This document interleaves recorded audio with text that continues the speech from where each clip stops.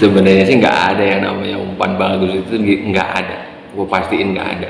Adanya cuma umpan murah dan umpan mahal. Bener nggak? Kalau umpan murah itu kita pas mancing dan bisa mendapatkan banyak ikan, itu udah menjadi umpan bagus, bisa disebut umpan bagus. Tapi kalau umpan mahal, kalau nggak dimakan ikan saat kita mancing, kan percuma, cuma mahal doang, jadinya umpan nggak bagus. Bener nggak?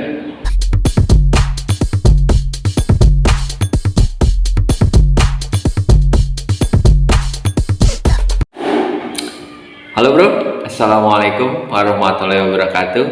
Kembali lagi di sini bersama gue Mas Agung di channel kebanggaan kita bersama, channel Sisik Iwak, channel yang membahas tentang seputar dunia pemancingan ikan.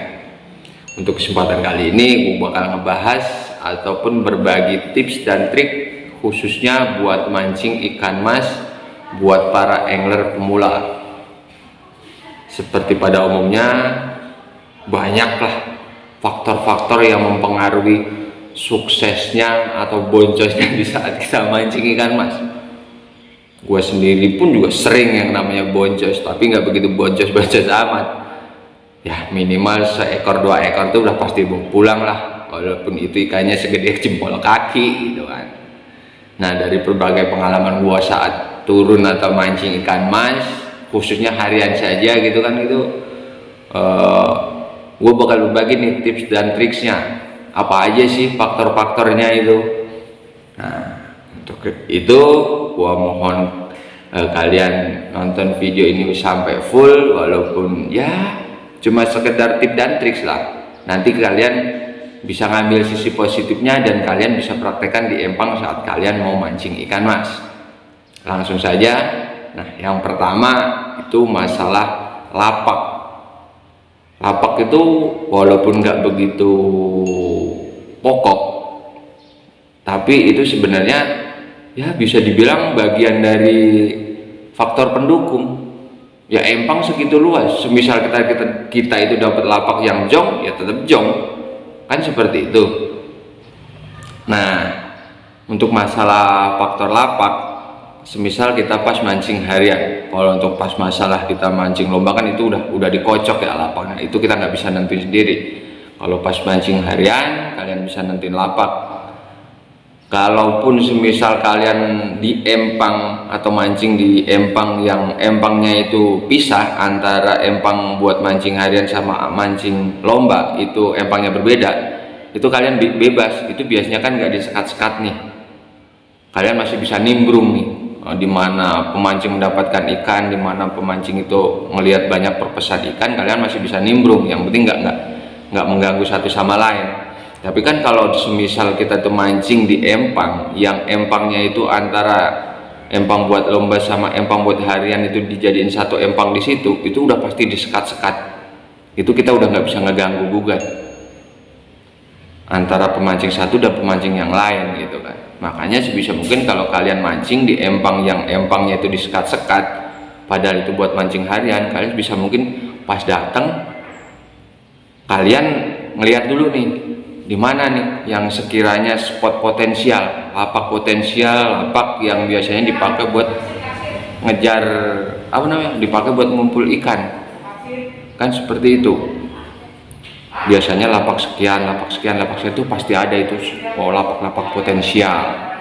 Nah seperti itu kan. Jadi lapak tuh biasanya kalau biasanya kita udah memperhatikan ya, atau udah apa ya, udah menganalisa sebelumnya, lapak-lapak mana sih yang biasa potensial, atau lapak-lapak mana yang biasanya tempat ikan ngumpul itu kan.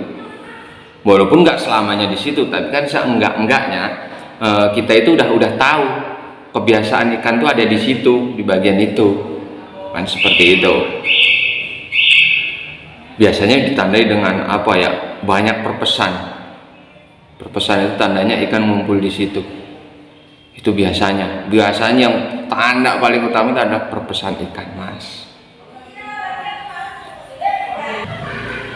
Nah ntar untuk yang selanjutnya biasanya itu masalah umpan sebisa mungkin kita apa ya, menyesuaikan atau ikan-ikan di situ kebiasaannya umpannya seperti apa gitu kan. Soalnya kalau kita memakai umpan yang di luar apa ya, yang hampir jarang dipakai di situ, di empang situ, itu kita bakalan susah buat tahu ikan itu makannya seperti apa gitu kan. Nah kalian juga bisa menganalisa sebelumnya. Biasanya sebelum orang-orang mancing turun tuh kalian bisa tahu tuh, oh umpan apa sih yang biasa dipakai di sini. Misalnya umpan putih, umpan kuning, atau umpan kukus, itu kan kalian bisa menganalisa dulu dan kalian bisa menerapkan, mengikutin di situ gitu kan. Soalnya hampir kebanyakan empang-empang itu udah pasti punya kebiasaan atau adat masing-masing. Nah itu masalah umpan. Dan umpan pun juga ada berbagai macam jenis umpan. Nanti kalian bisa searching sendiri gitu kan. Nah untuk masalah umpan, sebisa mungkin kalian yakin dengan umpan kalian gitu kan. Bisa lah dengan umpan-umpan kita cari di YouTube, di Facebook segala macam tuh bisa kalian buat sekedar buat apa ya namanya, perbandingan. Oh umpan itu bagus apa enggak, umpan itu bagus apa enggak, umpan itu bagus enggak. Sebenarnya umpan itu enggak ada yang bagus, adanya umpan murah mau umpan mahal. Sebagus apapun umpan, kalau ikan nggak mau, percuma, itu bukan umpan bagus. Tapi kalau umpan mahal sama umpan murah, kalian udah pasti bisa ngebedain kan, seperti itu. Kadang umpan murah kalau emang ikannya lagi makannya umpan murah, ya umpan murah bisa jadi umpan bagus. Umpan mahal kalau ikan nggak mau makan, percuma, mahal doang kan. Tuh. Nah yang ketiga, biasanya kalian itu kalau bingung, banyak perpesan tapi kenapa ikan nggak mau makan, padahal perpesan itu nggak pergi kemana-mana dan itu udah pasti ikan.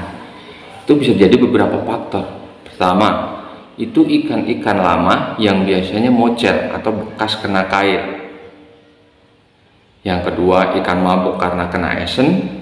Dan ketiga, ikan mabuk karena area empang itu udah terlalu menumpuk lumpurnya. Ya sama sih, hampir biasanya itu menumpuk karena lama nggak diangkat lumpurnya, seperti itu. Kalau untuk masalah ikan nggak mau makan, itu biasanya kalau saya pribadi mengakalinya, biasanya umpan kan kita bikin bulat-bulat gitu ya. Nah kalau saya sih biasanya saya bikin agak gepeng seperti itu, biar ikan itu jatuh ke airnya tuh agak seperti terbang gitu dan ikan tertarik.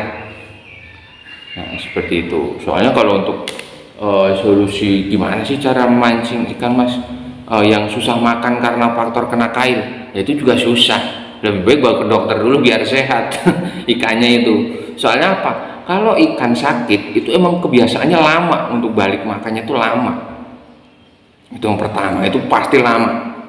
Kalau karena nggak apes ya dia nyangkut di mata kail lagi, itu pasti lama. Yang kedua, kalau masalah lumpur, apalagi mabok esen sama lumpur itu hampir juga sama.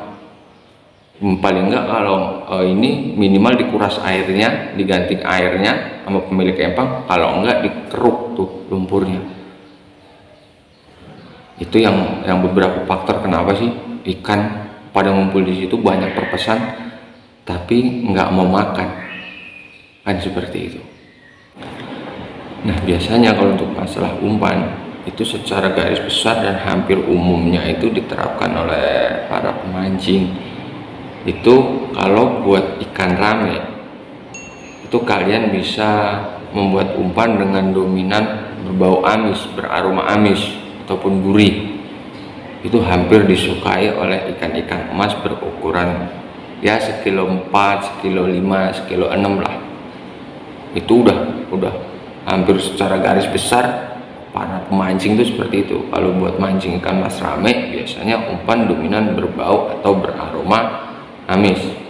Kalaupun untuk ikan berukuran sedang dan sampai ke atas, misalnya dengan bobot sekilo 2 atau 2 kilo 3, itu umpan dengan dominan berbau ataupun beraroma wangi. Itu bisa kalian tanya ke hampir semua pemancing senior, kebanyakan sih, dan hampir gua pastiin pasti umpannya itu seperti itu. Kalau kalian kurang percaya, nanti kalian bisa tanya nih ke para pemancing senior yang udah lama berkecimpung di dunia mancing ikan mas. Bener apa enggaknya kalian bisa tanyain ke beliau senior itu gitu kan. Nah, untuk selanjutnya, untuk masalah pirantinya atau masalah biasanya sih mata kail ataupun benang. Kalau mata kail itu biasanya selera sih, ada yang menggunakan rata-rata sih ada yang pakai ukuran 4, 5, 6, 7, itu hampir rata-rata seperti itu kan, tergantung selera kita masing-masing. Cuman kalau semisal kita narik ikan tuh kok padahal makannya bagus tapi nggak kena, itu kemungkinan besar mata kailnya itu kekecilan. Kalian bisa mengganti dengan mata kail yang ukuran gede. Makanya sebisa mungkin kalian kalau buat mancing ikan mas itu kalian punya beberapa rakitan dengan jenis mata kail yang berbeda-beda. Biasanya satu rakitan dengan ukuran 4 nih, kalian punya 2 atau 3 rakitan. Terus yang agak gedean lagi misalnya lompat ke ukuran 6 apa 7, kalian mau punya 3 rakitan atau 2 rakitan lah buat spare aja. Semisal ikan makannya bagus tapi kenapa nggak kena sih, itu bisa jadi karena faktor mata kailnya tuh kekecilan. Dan saya pun sering mengalami itu, padahal saya sebenarnya kalau mancing ikan itu sebenarnya sering ataupun senang menggunakan mata kail yang kecil-kecil, itu sangat senang. Cuman kenapa nggak kena, setelah gue pelajari, gue ganti nih, gue ganti dengan rakitan mata kail yang agak gedean, dan alhamdulillah sih berhasil gitu kan. Cuman itu pengalaman saya gitu kan. Untuk pengalaman pemancing yang lain ya kita juga kurang tahu kan, seperti itu. Itu cuma sekedar ngasih ngasih informasi aja gitu kan. Bener enggaknya nanti kalian bisa terapkan kan, seperti itu. Dan yang nggak kalah penting juga masalah benang. Sebenarnya memancing ikan mas itu sebisa mungkin, karena ikannya itu ikan sensitif terhadap benda-benda di lingkungan, kalian bisa menggunakan warna yang bening benangnya itu, dan usahakan benang-benang yang halus, benang-benang yang kecil gitu kan. Bisa pakai ukuran 018, 020 kalau buat mancing ikan harian yang nggak ada ikan induknya ya, itu kalian bisa pakai ukuran 018, 020, itu udah standar. Tapi kalau kalian bisa nemuin benang yang benar-benar kuat, yang udah pasti kalian yakin buat bisa ngangkat ikan gede, misal ada ikan jekotnya, kalian bisa menggunakan benang yang lebih tipis lagi. Asal kalian yakin dan kalian pasti nih benang ini kuat buat ngangkat ikan, misalnya dengan bobot sekilo gitu kan, seperti itu. Itu benang buat mancing ikan mas itu sebenarnya lebih kecil, lebih halus, itu lebih baik lagi. Nah, mungkin nih beberapa tips dan trik dari gua, semoga bermanfaat dan semoga kalian bisa menerapkan nih di lingkungan kalian, di empang-empang tujuan kalian, yang empang itu udah tujuan kalian buat mancing.